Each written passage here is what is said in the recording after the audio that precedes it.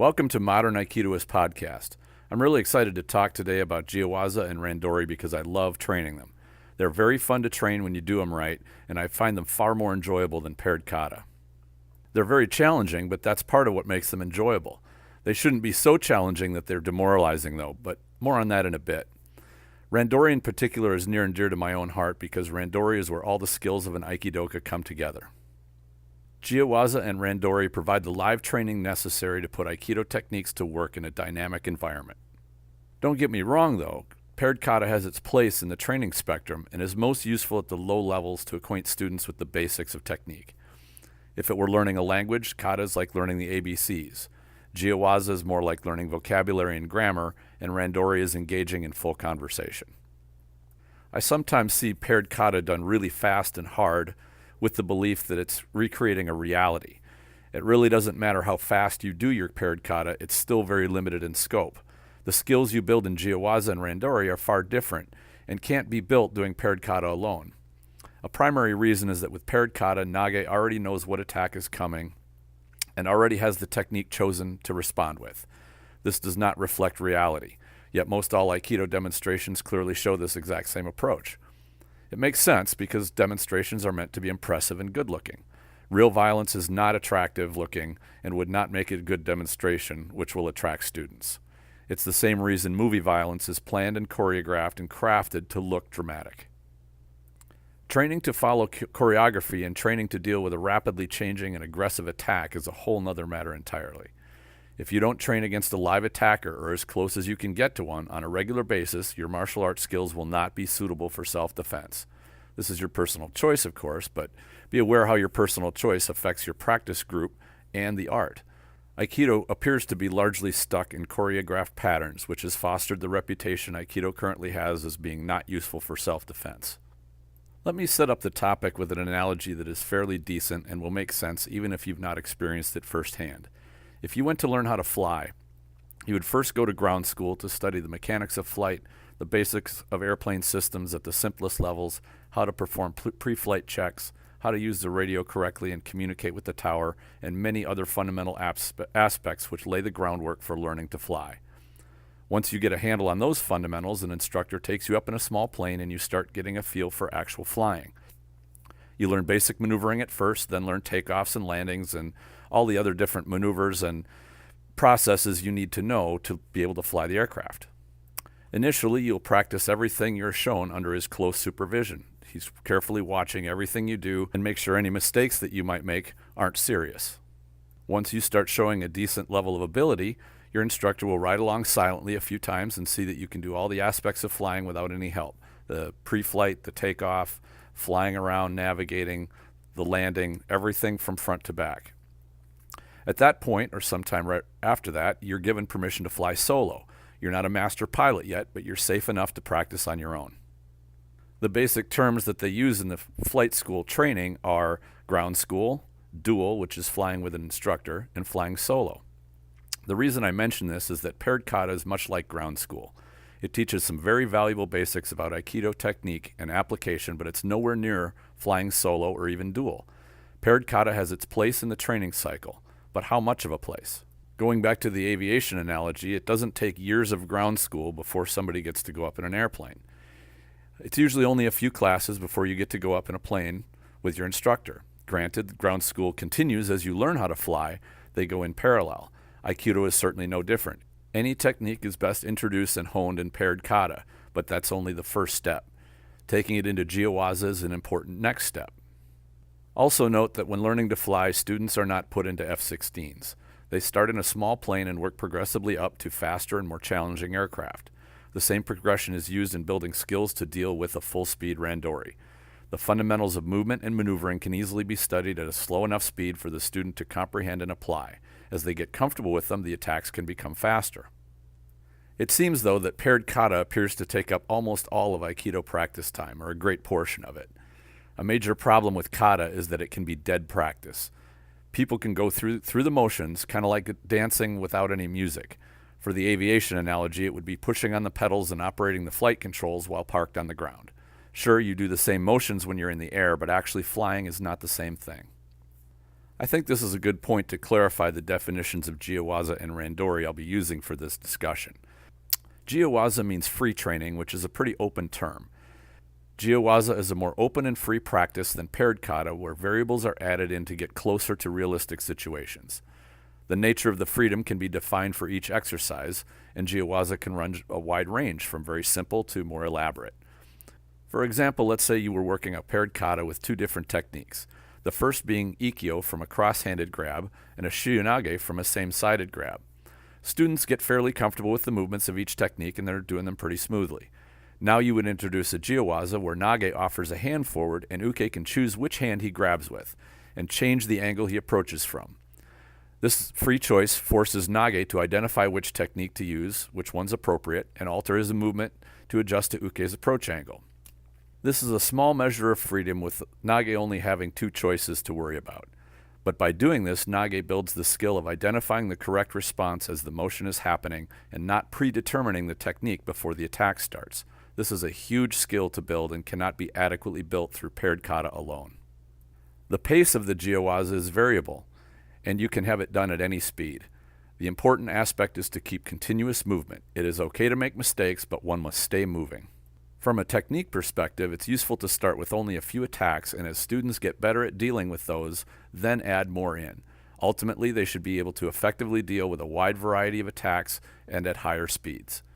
This is the ultimate goal, and that's flying. Aikido is complex, but it's not so complex that it cannot be taught to just about anyone. Jiyu-Waza can be done at low intensity, medium intensity, or high intensity. You add variables in with greater speed and more ukes, and more techniques. The challenge of using multiple ukes in sequence is almost everyone moves and responds differently. Nage builds greater skills by dealing with different ukes every single attack. Jiyu-Waza can also have more variables built in, such as giving ukes the ability to attack however they want, grabs, punches, and other strikes, even kicks, body locks, tackles, and takedowns. That is assuming students have been taught how to respond properly to such attacks. The more attacks you add in, the more difficult the Jiyu-Waza will be. You don't have to do your Jiyu-Waza at full speed. You can do it at medium speed or even slow speed. When you add more techniques in, it pays to slow down and make sure students get comfortable with it and increase the speed as they build their comfort and confidence level. Jiyu-Waza is a transitional training method to building the skills for unpredictable chaos, which is real violence. It's a way to limit the variables and make the training both productive and enjoyable. It should only be a little stressful to let Nage push beyond his or her limitations. As I mentioned before, if a student's getting overwhelmed, slow down and remove some of the variables so that they can work at a level and push their limitations back a bit. The ultimate goal is to do this progressively over time, where dealing with complete unpredictability is not overwhelming. That brings us to Randori. From a translation standpoint, Ran means chaos. Dori means taking or grabbing. Randori literally translates to grabbing chaos. I admit that I only have a gaijin level of understanding of this term and Japanese in general, and the Japanese language has a great depth, so there could be a deeper meaning as well. But chaos is a good word to describe real violence. It's completely unpredictable and anything can happen. This is what makes training so difficult and competence takes so long to build. Randori is as close as we can get in training short of full intensity combat. There are still rules in Randori, and just like Jiyu-Waza can have a wide range of rules depending on the skills you want your students to build with them. In my experience, the word Randori typically makes Aikidoka uncomfortable, if not outright nervous. It's a terrifying thought to face chaos, especially if you've not been adequately prepared for it. I've run across very few instructors who could adequately teach concepts for dealing with Randori or even show a good Randori. This always seems strange to me because it's one of Aikido's big claims, which is held up in demonstrations as the highest level of skill. Yet few are taught how to do it. It seems to me most of the Aikido community is caught in a catch-22 situation with Randori. Few instructors are good at it, therefore they can't teach it. They don't teach it, so students never get comfortable with it. Students grow and eventually become instructors who are therefore not good at Randori, and the circle goes round and round and round. This becomes very evident in the rank examinations that I've witnessed, almost all of which had a Randori portion, which is really nothing more than a Jiyu-Waza of some kind. You can identify the difference when a second uke or a third uke waits until Nage is done with the technique before he moves in to execute his attack. I kind of refer to this as the bad karate movie, where the bad guys wait for their turn to attack the hero. As I said before, Jiyu-Waza is a good training tool, but it's not Randori. And really, I don't care what somebody calls it. Seeing somebody test at a black belt level barely able to perform an intermediate training exercise indicates to me that they've not been trained adequately. That's just my opinion. It's true that there are many Yudansha with poor skills out there, though. They are often fine people, and I'm not saying anything against them personally, but their instructors did not train them properly. A student's shortcomings are their teacher's responsibility. A major point about Randori is the aesthetic, and that is the belief that Randori will look pretty. Never think or expect you can make chaos look pretty. Your goal is to survive highly intense attacks, not to make it look like a movie scene. Techniques don't need to look pretty, and likely they won't, but they must get the job done. As the speed increases, you will not get an opportunity to execute technique against every uke. When an opportunity presents itself, take it, but realize it's more important to stay on your feet and keep moving than to apply a cool-looking technique every time an uke approaches. This is the difference between demonstration and reality. Real violence is fast, ugly, and dangerous. The rules are very different from showing a good demonstration.